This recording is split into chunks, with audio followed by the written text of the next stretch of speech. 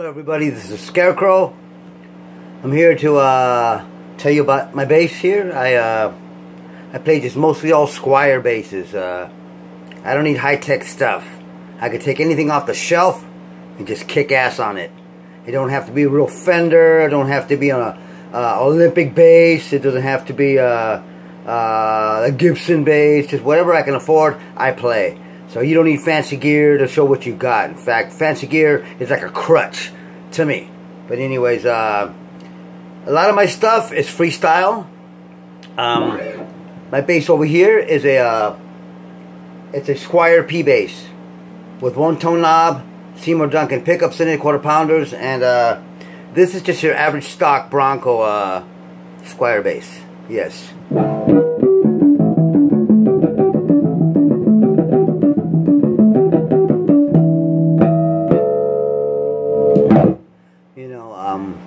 Yes.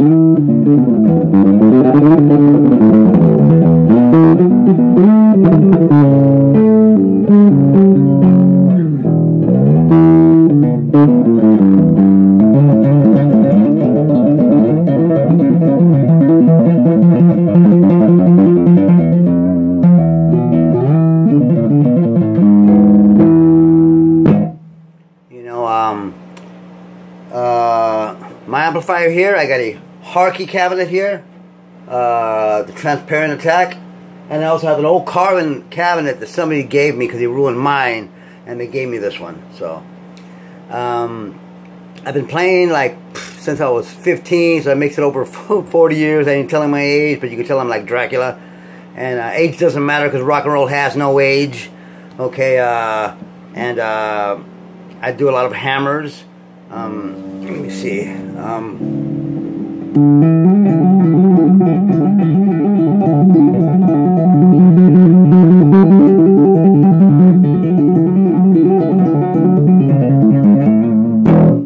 Stuff like that.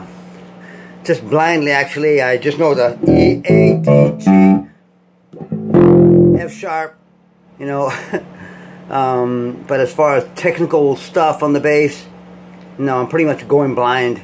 I'm just set in my ways, you know. Just play whatever comes to mind, whatever comes to heart. Yes, you know, I come up with my own little formulas here and that I got so much time on my hands, you know.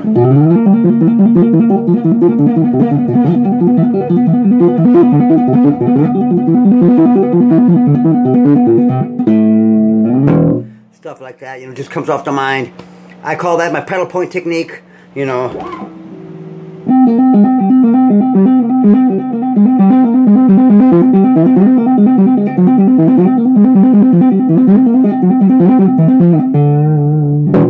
Stuff like that, you know, just whatever comes off to mind, you know, or some things I learned off of like Paul Gilbert. Let me see if I can show you.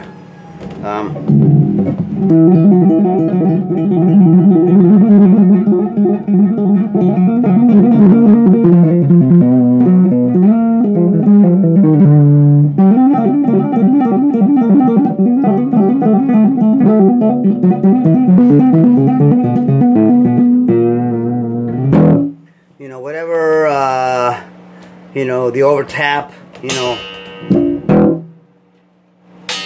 my other bass. In fact, this bass sounds really nice and deep, whereas my my Fender P with a quarter pounder Seymour Duncans on there really packs a really different punch than this itself. But I sort of like this because it's a short scale. This is a average scale, you know. Actually, the neck is in between a P and a jazz. A jazz bass is really badass. I think I'm going to have to go and purchase me a jazz bass, too. My first bass was a jazz bass. And then I went to an Ibanez fretless. Took me a while to get used to being the fretless, but after a while I got it. You have to just go a little bit above the dot to get the true note, you know. You sort of figure that out on your own. Yeah.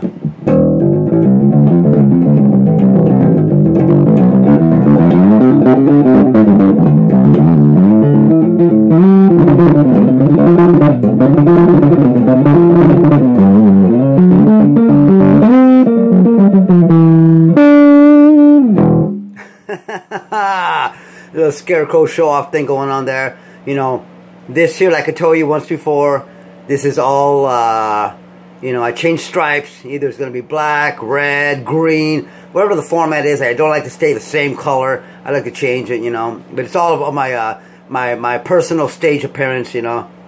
If you know, if you're as badass as me, you could be the clown, man.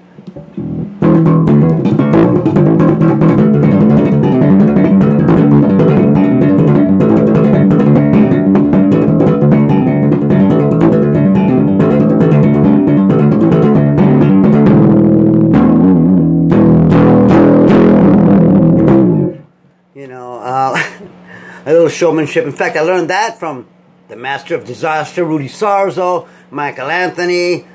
An old bass player way back in the day I actually looked up to was Michael Williams. He played for Tigress.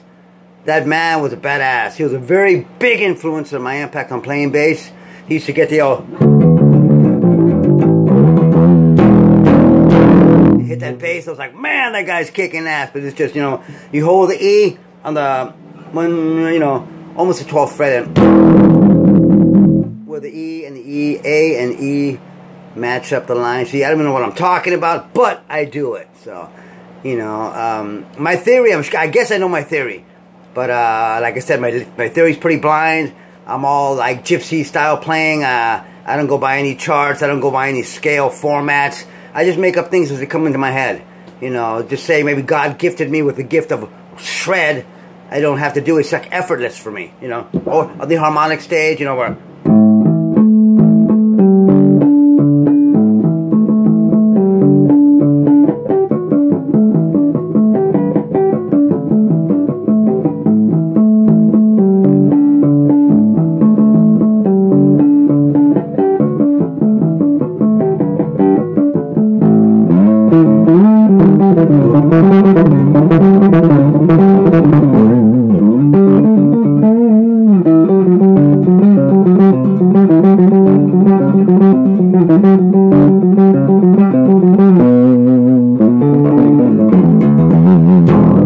Again, more show off, but I go pattern wise, do it, you know, percussion, repeat my patterns over and over again, sort of fills the gap, and trying to learn all these other stuff, whatever little pieces I've learned from people I've learned, or I just learned by ear, like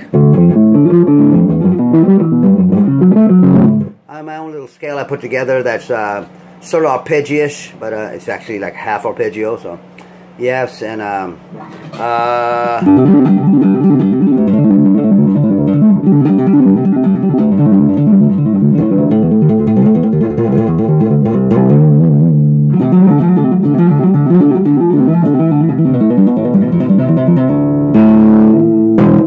you know, let's get back to some okay, I was playing earlier.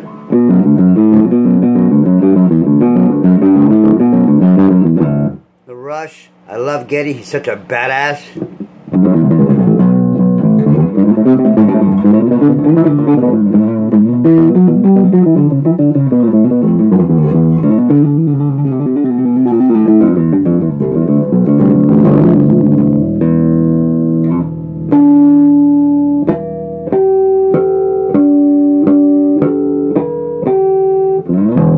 Some more harmonical stuff, you know. But I really get off on my finger point, pedal point technique, because it's just so easy, you know. I'll show you one more time.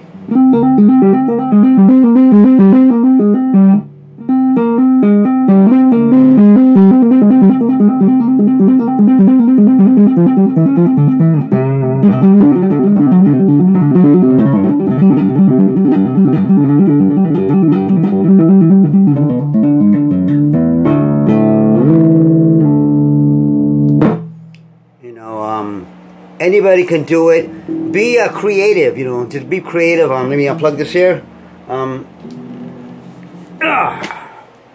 Set this down. Pick up my nice P-bass here and plug it on up. Put this away. My whole Squier, you know. The bass beast plays Squier. Yes, he does. I wouldn't have it any other way. I wish Squier would endorse me Then I get the Mustang and all these nice basses that are... Actually, the Squiers are not too far-fetched. They're all spec the same or almost exact as the original Fender. So, it's pretty good. Can I tune up here?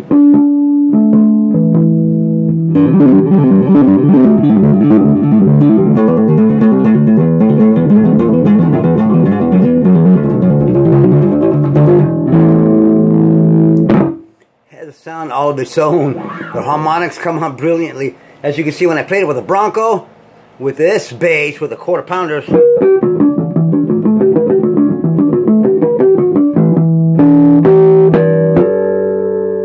Just sounds so much more brilliant.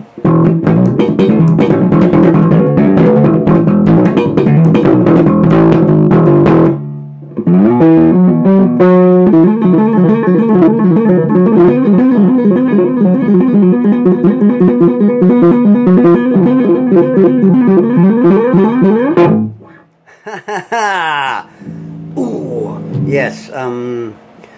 Like I said, my technique is sort of gypsy style. I just play whatever comes to my head here. I really don't have a set format of what I play. You know, Joe Hammett. Hello, brother. Hammond.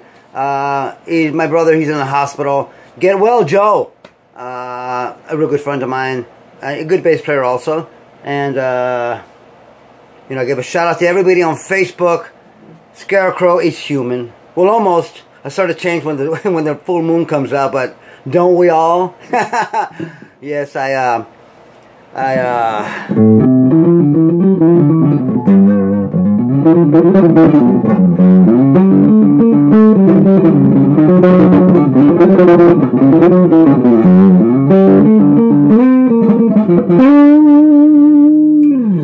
this bass really kicks ass. Like I said, I'm in the market for a Squier jazz bass. Yes, I said Squier because I like Squier. Squier is like an affordable bass for all you learners there, you know. And I just stuck to the bass that I learned on. You know, at first I had a, I think it was a Gibson Junior bass, man. This bass was a 1956. It was cherry wood, all one piece, you know, a laminated neck and short scale. One big humbucker at the neck right here. And two knobs, the saddle just sort of slipped in and out with the two screws. That bass was badass. Why I got rid of it, I don't know. I should have kept it. But I see them on internet, and they're just so badass. Right now they're a value of like $1,200, and I got it for like $60 way back in like I think 1981. Yes, things you do when you're young, you know, it's just so stupid. You know, I just wish I would have kept that bass. That bass meant a lot to me. I'll never get it back, but fond memories of having that bass.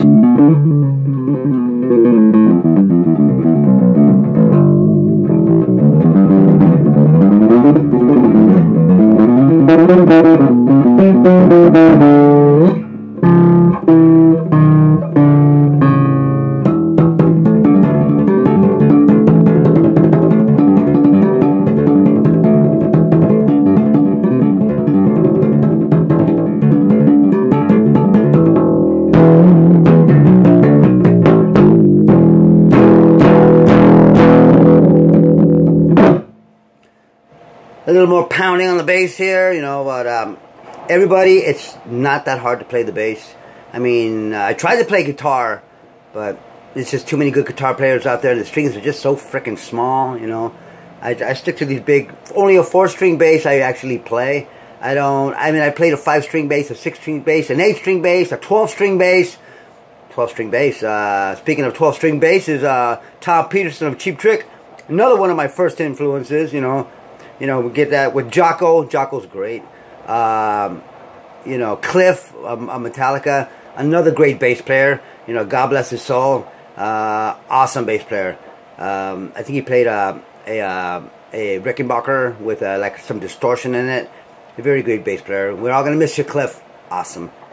Jocko, again I say, Stu Ham, Stanley Clark, Geddy Lee, Chris Squire, Geezer Butler. The list goes on and on and on and on. But yeah, great guys those guys are.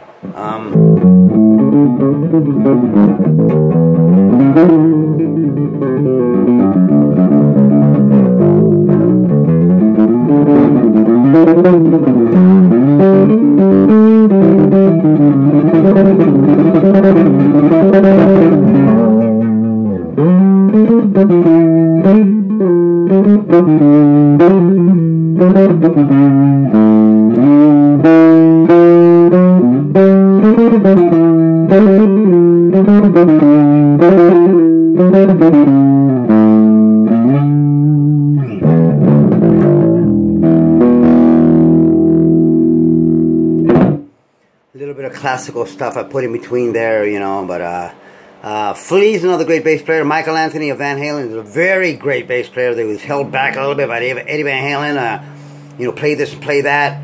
But Michael is a great bass player. Chickenfoot, I love fucking Chickenfoot. They're awesome. Joe Satriani is a beast. Yeah, on guitar is awesome, you know. I was playing a lot of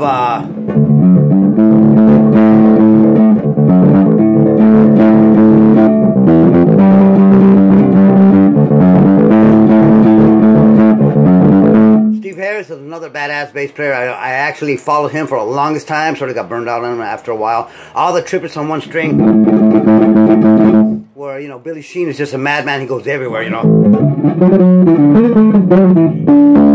He's a bad bass player. Billy Sheehan is just an awesome bass player. Billy Sheehan to me is a god. He is my favorite bass player of all. I think we're running a little out of time here. I just got up, haven't had my cup of coffee yet, people, you know, so if I'm a little sloppy here or there, you know, I apologize. Usually I'm right on the money, but like I said, never stop playing your bass. Never stop dreaming of playing your bass. I am an average person like you guys all. You know, Clark Kent by day and Scarecrow by night. You know, the defenders of the basses all around the world.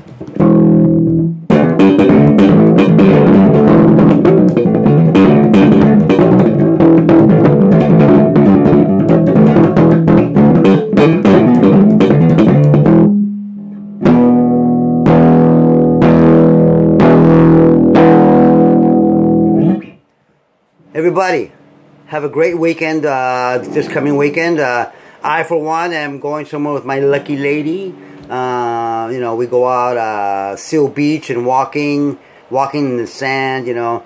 It's good to take time off of music and share it with the people you love. You know, it's not all about the bass for me. I have a life, you know. Everybody, stay true to your instrument. Keep rocking, okay? Even the Mr. Billy Sheehan at times has bad days and good days. Scarecrow has bad days and good days. Today happens to be one of my mediocre days, but everybody stay tuned. I'll give you more step-by-step of what I do on my blind shredding technique, you know.